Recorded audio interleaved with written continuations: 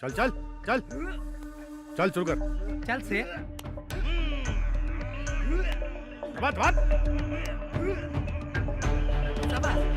नीचे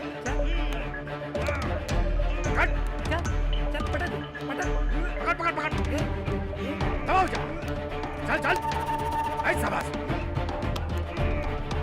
धर धर पकड़ पकड़ चाप दे पकड़ पकड़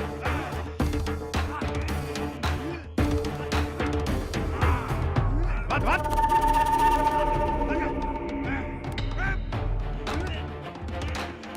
घुमा घुमा घुमा चल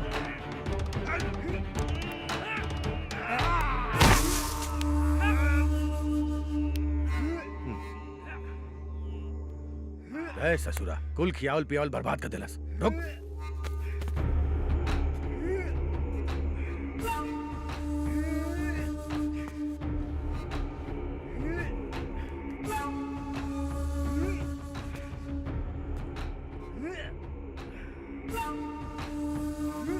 ए तेरे लड़बे रे हैं अखाड़ा का नाम खराब कर बे। चल हट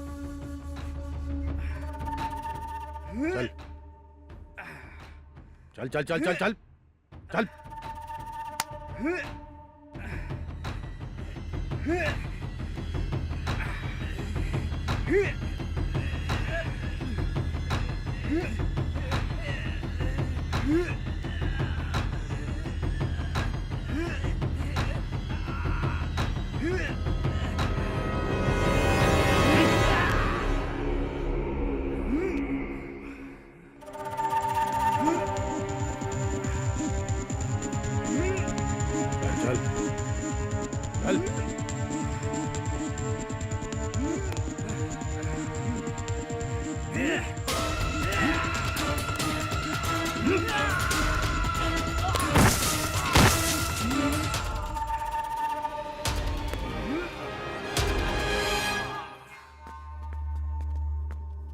बाबूजी वो पत्रकार के पता चल गए बा बाबूजी। अब ओकरा जोरे का करे के बार वो बता दी। ओके घर उठा के लियो। लोगन के पता चले कि चाहिए कि पहलवान जी से गद्दारी का काम मतलब होला। जो जो चलिए भैया। सुन चुनाव से पहले कौनो खून खराब बना कौनो खून खराब बना। जो ओकरा के काटब तो तब पता चली।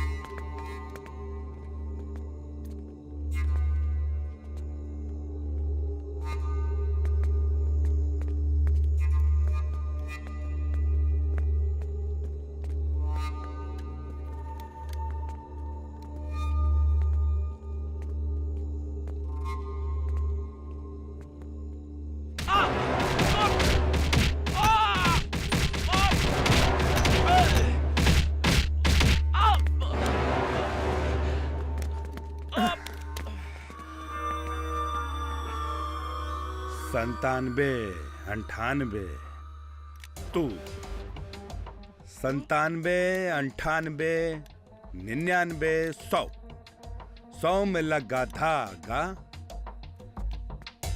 चोर निकल के कहां भागा। मार दी रे एकरा के। एकरा मरिया मत भैया। ए कहां बिया रे हमार सुमन कहां बिया? हमरा कुछ नहीं के मालूम। नहीं पता नहीं पता। ना भैया ना भैया ना भैया। दरगाह कहां बा? दरगाह का बता दे कहां बा। ना मालूम भैया कुछ ना मालूम भैया। अरे बहुत ईमानदारी बतिया था। मारिए देवता नहीं। एकरा के बाबूजी के पास ले चला ना। अरे बाबूजी के लल्ला।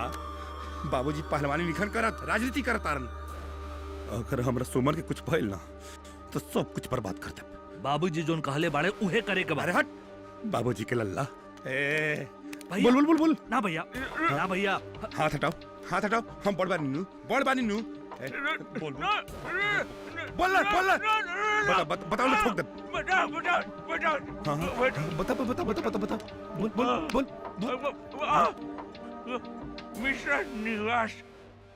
मिश्रा निवास दिनकर चौक।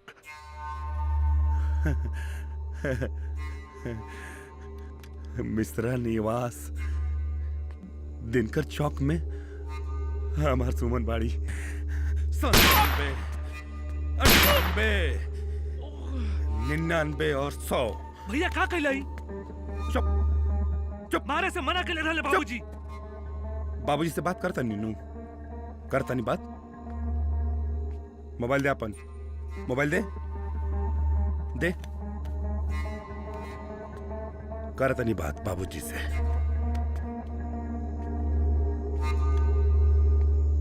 बोल बेटा। हाँ बाबूजी प्रणाम। बाबूजी हमार सुमन के पता चल गई बा। मिश्रा निवास दिनकर चौक, उधर भी साथ में बा बाबूजी। जाते ओकरा के मार दे। वो गद्दार के घरे लेके आओ। ओकरा के तो मार दनी। तोरा के मना कर ले रही ना, अभी 2 दिन के बाद काउंटिंग बा। अरे बाबूजी तार काउंटिंग के चक्कर में हमार सुमन हाथ से निकल गई तो बहुत बहुत गलत हो जाई। हम जाते नहीं अपना सुमन के लिए आवे। अगर उधर अगवाइल तो ओकरा ठोक दे। रखा फोन। देख डिया जी, हमरा बेटा लोग पे खून सवार बा। जैसे कहा तानी वैसे कर। लड़की के चक्कर में तहार दोनों बेटा मारा जाए पहलवान जी। दोनों हमार खून हा। बहुत जिद्दी है, जितना कहनी उतना कर।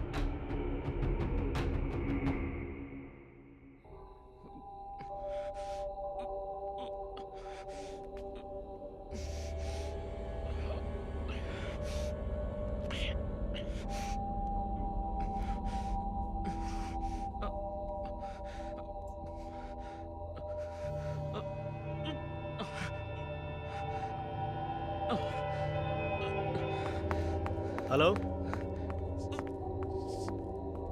सर, सर एक बुरा खबर सर। पहलवान के दोनों लड़का वहीजा आवता सर। कैसे? मुंह में पिस्तौल दबा के सच्चाई उगलवा ले बा। अरे तोके का भइल? हमरा के तो गोली मार दे। Hello hello hello. का भाई हजूर? 97-98 के जान से मार दिया गई। अरे बाप रे बाप। पहलवान के एजा के सब जानकारी मिल गई बा। अब का करे के बा? काल जैसे जैसे समझौले बनी वैसे करे के बा। हेड ऑफिस में हम बात कर ले बानी। लेकिन एमे तो सुमन के जान के खतरा बा। तू लोग तैयार रह, आज दोनों के यहाँ मौत बुलौले बा। जय हिंद सर। फौरन थाना पहुंचो, जरूरी मीटिंग है। का भइल सर? कल काउंटिंग होना है, रामपुर सेंसिटिव क्षेत्र है, फौरन पहुंचो।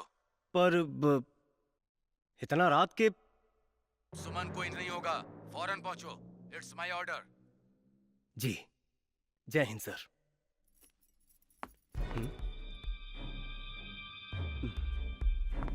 रामपाल जी। हजूर। डीआईजी साहब के कैसे पता कि सुमन यहाँ बिया? हमके तो दाल में कुछ काला लगा था। अब जल्दी कुछ करी हुजूर। हम सोच ले बानी का करे के बा। जौन प्लानिंग काल खाती भइल रहे वो सब आजे हुई। मतलब? सुमन तू तैयार बाड़ू? ई लगा ला।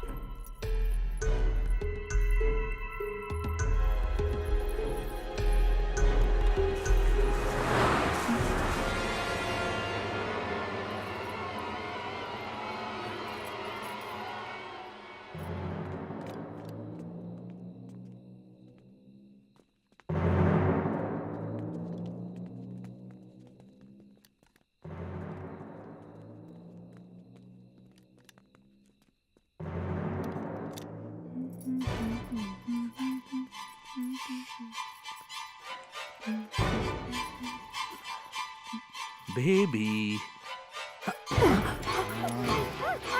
जाके ढूंढ दरोगा के। चला ओकरा घर भूल जाए। कहाँ इतना छटपटात रहे तू? मालिक मालिक क्यों नहीं वहाँ? सब भाग गई। वो सब कहीं नहीं मिला। भैया ले चला, उठा ला।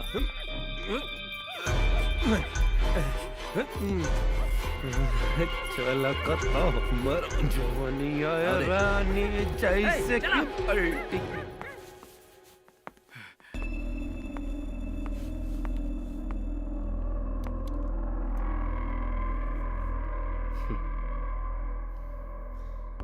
रामपाल जी हजूर। लैपटॉप ले आए।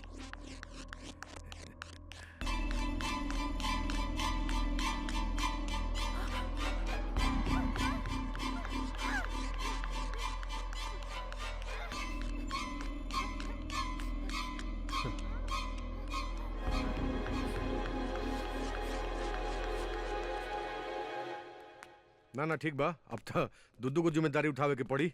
अरे चल चल बाबूजी। जी ठीक बा, बाबूजी हम फोन कर देंगे रहुआ के। बाबूजी हमार सुमन बाबूजी हमार सुमन मिल गई।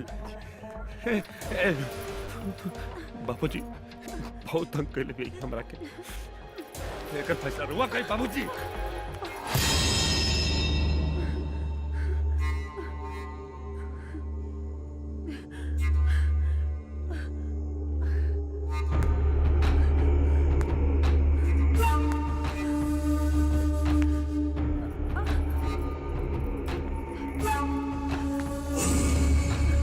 हर लड़ाई के पीछे कौनो न कौनो औरत के हाथ होकेला। ये बात आज हमार बेटा साबित कर देलस। शाबाश बेटा। करे ते अपन बाप के फोन काटत रहले। बाबूजी सुमन हमरा हाथ से बालू नहीं निकल जात रहे। का करती बाबूजी? हम एक तरह जा देती। देख बेटा, अब हमनी के खाली पहलवान नहीं की, तोर बाप ये इलाका के विधायक बने जा रहा बा। और राजनीति में इंतजार बहुत जरूरी होला, का समझ ले? माफ कर दी बाबूजी, दोबारा ऐसा गलती ना होगी। और सुन, एकरा पे कौनो आंच ना आवे के चाहिए। काहे से एकरा पे आंच आइल तो दरोगवा ना आई, और दरोगवा ना आइल तो खेल में मजा ना आई। बाबूजी भैया तो सुहाग रात खातिर पूरी तरह मूड बना ले रहले। बाबूजी सुहाग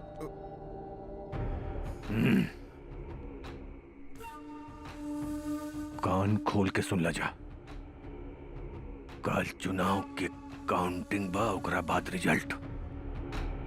कल तक बार में मजा ले ला लोग, और रह गई सुहाग रात के बाद तो परसों जीत के खुशी में दंगल हा। ओहिजा सबके सामने तोर बाप तोर बियाह कराई। अब खुश? हमरे बेटा से बियाह करबे कि ना? ना, तो हर बेटा के ई सपना कबो पूरा ना होई।